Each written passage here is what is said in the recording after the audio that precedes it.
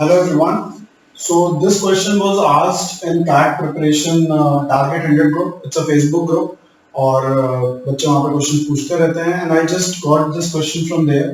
Question अच्छा था तो मैंने सोचा कि इसका वीडियो सोल्यूशन बना के शेयर कर देता हूँ और वहाँ पे कोई सोल्यूशन भी नहीं आया था अभी तक.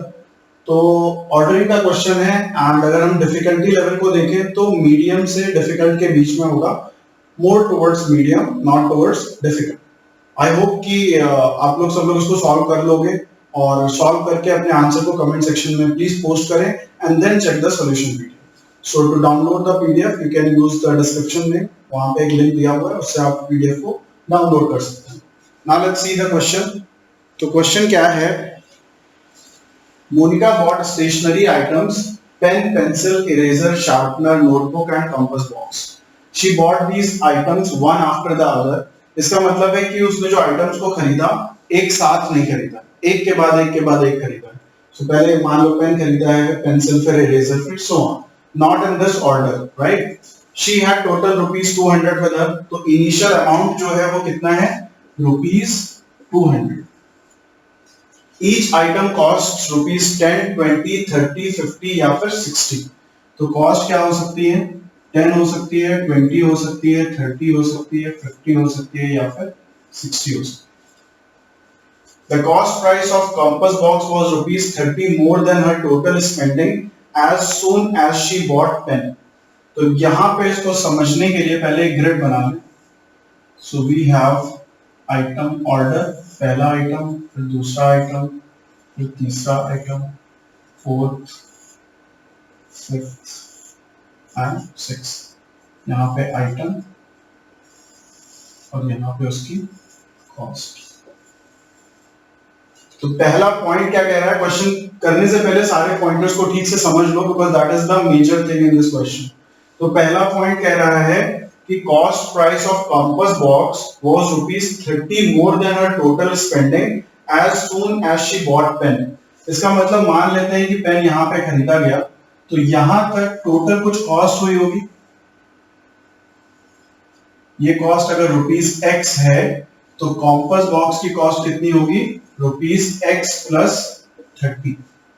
तो हमें पेन जब भी उसने खरीदा वहां तक की टोटल एक्सपेंडिचर को कैलकुलेट करना है कि अभी तक उसने कितने पैसे खर्च कर दिए और जितने पैसे खर्च किए हैं कॉम्पास बॉक्स की प्राइस क्या होगा? उतने पैसे plus rupees 30. So from these costs that are available to us, we can say that compass box की cost या तो 50 होनी चाहिए या तो 60 होनी चाहिए, because 30 से ज्यादा सिर्फ यही दोनों वैल्यूज हमारे पास हैं. इसको रब कर देता हूँ. आई होप कि पहला वाला पॉइंट क्लियरली समझ में आ गया होगा. सेकेंड पॉइंट को देखते हैं. Monica had rupees 100 before she bought compass box. यानी कि कंपास बॉक्स जहां पे भी खरीदा गया, लेट्स से यहाँ पे खरीदा गया, तो इससे पहले जितना भी आइटम खरीदा गया होगा उसकी टोटल एक्सपेंडिचर कितनी होगी? 100 रुपीज. क्योंकि टोटल उसके पास 200 थे और कंपास बॉक्स खरीदने से पहले उसके पास 100 रुपए बचे हैं. So Monica had rupees 100 before she bought compass box. That means she had already spent rupees 100 on different items. वो कुछ भी हो सकता है. ये वाला भी पॉइंट आई थिंक क्लियर हो गया होगा. थर्ड पॉइंट पे आते हैं. नाउ फर्स्ट पॉइंट पे एक चीज और ध्यान से समझ लेना कि पेन और कंपास बॉक्स सेम ऑर्डर में नहीं खरीदे गए. ऐसा कहीं पे भी नहीं है और ये पॉसिबल भी नहीं है कि पेन खरीदा गया और उसके तुरंत बाद कंपास बॉक्स खरीदा गया. सो अगर ये सोच के अभी तक सॉल्व कर रहे थे तो ये नहीं है. This is not going to happen. Third point. After buying a notebook she had rupees 40 less than what she had after buying pencil. इससे क्या पता चल रहा है कि अगर उसने पेंसिल खरीदा तो पेंसिल से पहले तक जो कुछ भी खरीदा टोटल पैसे खर्च हुए x. तो रिमेनिंग अमाउंट कितना है? Rupees 200 minus x. फिर उसने कुछ आइटम्स खरीदे और नोटबुक खरीदा. तो इन आइटम्स की कॉस्ट अगर y है, रुपीज y है, so rupees y has to be equal to 40. Because यहाँ पे दिया हुआ है कि after buying a notebook she had rupees 40 less than what she had after buying pencil. तो इस अमाउंट से जो बचा था 40 रुपीज और खर्चा हो गए. कभी उसके पास 40 कम होंगे. 40 खर्चे कैसे होंगे? जब वो कुछ आइटम को खरीदेंगे. Now we can see from the costs कि 40 रुपीज कहीं पे भी पॉसिबल अमाउंट नहीं है. इसका मतलब ये वाला केस पॉसिबल नहीं है कि पेंसिल के जस्ट बाद नोटबुक हो, ये पॉसिबल नहीं, बिकॉज उस केस में नोटबुक की कॉस्ट कितनी होनी चाहिए, 40 होनी चाहिए, बट 40 तो अवेलेबल ही नहीं है, so this case is not valid. तो पेंसिल के बाद कुछ आइटम्स होंगे और फिर नोटबुक होगा, ये इंपॉर्टेंट था समझना। Now fourth is compass box was fifth item bought, so we can directly put it here. Sixth point is cost price of compass box was not ₹60, दो ही पॉसिबिलिटी थी 50 और 60 है नहीं, तो क्या बचा 50।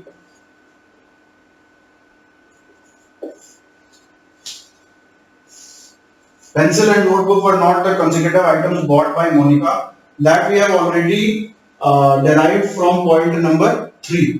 तो अभी इस सेट में ये क्वेश्चन है नहीं, लेकिन ये ध्यान देना है कि बहुत बार क्या होता है कि क्वेश्चन आता है कि which point is of no use or is redundant or is not giving any new information। तो उस केस में क्या है, ये 6th पॉइंट हमें कुछ भी नई इंफॉर्मेशन नहीं दे रहा है, बिकॉज ये चीज तो हमने यहाँ पे पहले ही क्लियरली डराइव कर ली है कि पेंसिल के बाद कुछ आइटम्स होंगे तभी नोटबुक खरीदा जा सकता है। So this is of no use to us. Now let's go back to the first one. The cost price of compass box was ₹30 more than her total spending as soon as she bought pen. इसका मतलब कि ये जो ₹X है वो उसकी value क्या होगी 20, क्योंकि इसकी वैल्यू 50 है। तो इससे हमें पता चला कि पेन खरीदने तक जो टोटल एक्सपेंडिचर होगा वो कितने का होगा, ₹20 का होगा।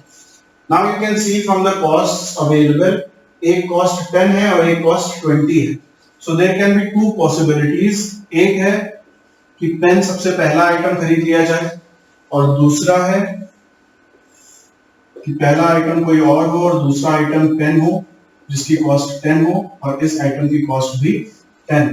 These are the only two possibilities in which we can put pen, because third number पे अगर पेन आएगा तो पेन तक की जो कॉस्ट होगी वो मोर देन 20 हो जाएगी। तो अभी हम इसको पुट नहीं करेंगे, आगे देख लेते हैं। Monica had ₹100 before she bought compass box. इसका मतलब 1 से लेके 4 तक कितने रुपए खर्च हो चुके हैं, ₹100 खर्च हो चुके हैं। After buying a notebook she had ₹40 less than what she had after buying pencil. तो इस पॉइंट को देखो, तो इससे हमें ये पता चल रहा है कि नोटबुक यहाँ पे नहीं हो सकता है, बिकॉज अगर नोटबुक यहाँ पे है तो पेंसिल कहीं पे भी होगा, कॉम्पास बॉक्स के ऊपर होगा। तो पेंसिल के बाद और नोटबुक तक टोटल ₹40 ही खर्च करने थे हमें, लेकिन यहाँ पे तो कॉम्पास बॉक्स ही ₹50 का है, तो मोर देन 40 हो जाएगा। तो नोटबुक यहाँ पे नहीं आ सकता, notebook can be anywhere here. Since we know that there has to be someone in between pencil and notebook, so we have two possible cases। एक है pencil dash notebook, दूसरा है pencil dash dash notebook। ठीक है, तो इन दोनों cases को हम लोग यहाँ पे रख के ट्राई करके देखते हैं कि क्या क्या पॉसिबिलिटी बन सकती है। पहले इसको ट्राई कर लेते हैं, बिकॉज इसमें एक ही पॉसिबिलिटी है कि पेंसिल को यहाँ पे कर दो, नोटबुक को यहाँ पे कर दो। पेन के पास ऑप्शन था या तो पोजीशन 1 पे जाने के लिए या पोजीशन 2 पे, तो पोजीशन 2 पे कर दो, ये 10 और ये 10। Now we know that after pencil and till notebook जो टोटल कॉस्ट होगी वो कितनी होगी, ₹40। ये टोटल कॉस्ट कितनी होनी थी, 40, ये कितनी होगी 40। तो इसका मतलब पॉइंट नंबर 2, 3 और 4 टोटल मिला के 40 होंगे। तो 1 की कॉस्ट कितनी होनी चाहिए थी, 60 होनी चाहिए थी, बिकॉज ये पूरा कितना है 100, लेकिन 1 की कॉस्ट तो 60 हो नहीं सकती है because of all these factors. तो अगर हम सारे पॉइंट्स को मर्ज कर दें तो ये पॉसिबिलिटी ही नहीं है, that means this case is not possible. तो इसको हम यहां से हटा देते हैं। Now the second case that we can have is pencil dash notebook। तो अगर हम पेंसिल को यहां पे कर दें, ये डैश हो गया, ये नोटबुक हो गई। डैश में क्या फिल कर सकते हैं, एक ही ऑप्शन है पेन फिल करना, तो पेन को यहाँ पे फिल कर दिया और यहाँ पे कुछ और आ जाएगा। Now again by this we have pencil 10, pen 10, तो नोटबुक की कॉस्ट कितनी हो जाएगी 30। सो नोटबुक इज 30, तो 30 + 10 + 10 और ये हो गया 50। अब अगर हम देखें तो सारी कंडीशंस फुलफिल हो रही हैं, पेंसिल प्लस पेन 10 20 हो गया, और कॉम्पास बॉक्स की प्राइस 20 प्लस 30, टोटल यहाँ तक ₹100 खर्च होने थे वो हो गए, पेंसिल से नोटबुक तक ₹40 खर्च होने थे वो भी हो गए। सो this is a feasible set. लेकिन इसका एक मेथड और हो सकता था, वो भी ट्राई कर लेते हैं। 1 2 3 4 5 and 6 item and cost. Fifth पे तो कॉम्पास बॉक्स है विद प्राइस ऑफ 50। अब हमें ये करना था तो हम पेंसिल को यहां रख सकते थे और नोटबुक को यहां पे रख सकते थे। Now pen has only one option, point number 1, क्योंकि 2 को तो किसी और ने ऑक्यूपाई कर रखा है, तो पेन यहां पे आ गया 20। This thing 3 plus 4 has to be 40। ये 40 कैसे बनेगा उससे हम अभी नहीं देखेंगे, because we can get it by 10 plus 30 या फिर 20 प्लस 20। बट ये 40 है, ये 20 है, और ये पूरा कितना होना चाहिए, 100 होना चाहिए। तो इसके पास, पेंसिल के पास एक ही ऑप्शन बचता है which is 40। But we can see that 40 तो पॉसिबल वैल्यू है ही नहीं, इसका मतलब पेंसिल 40 ले नहीं सकता है। तो इसका मतलब ये जो केस हम बना रहे थे, this is not a feasible case. तो सिर्फ एक ही केस पॉसिबल है, तो बाकी सबको हम लोग रफ कर देते हैं।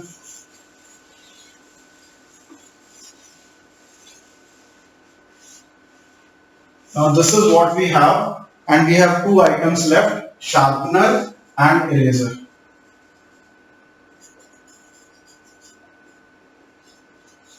तो शार्पनर और इरेजर पॉइंट नंबर 4 एंड 6 में आ जाएंगे। अब हम लोग क्वेश्चन को देख लेते हैं कि क्या क्या क्वेश्चन दिए हुए हैं। तो पहला क्वेश्चन है, which was the first item bought by Monica? We know that the first item bought by Monica is pencil. So the answer to the first one is pencil. What was the cost price of notebook? We can easily see that it is ₹30. How many items were definitely bought before sharpener and eraser both? तो sharpener और eraser के पहले कितने item खरीदे गए हैं? 3 item खरीदे गए हैं। So the answer to this is 3. What is the best that can be said about the total amount spent by Monica? तो मोनिका ने यहां तक कितने रुपए खर्च कर लिए हैं? 150। एंड इस वाले आइटम के लिए उसके पास मिनिमम 10 रुपए हैं, that means minimum she has to spend 160 and maximum she can go till 200। So the answer to this is minimum 150, maximum 200। अभी इसमें ऑप्शन दिए नहीं थे क्वेश्चन में, तो ये एक रेंज हम लोग बता सकते हैं, minimum 160 and maximum 200, both inclusive. So this is something which we can say about question number 4. So that's it guys, and I hope you guys have enjoyed the solution. और जिन्होंने सॉल्व कर लिया है, all the best. जिन्होंने नहीं किया है, don't worry, it's the part and parcel of your learning curve. अभी पढ़ रहे हो, अभी सीख रहे हो, धीरे धीरे करने रहोगे। So don't get disheartened, don't get demotivated. That's the only thing I keep on telling every time, and just keep on solving, keep on learning the solutions and everything. That's it guys. Happy learning. Thank you so much.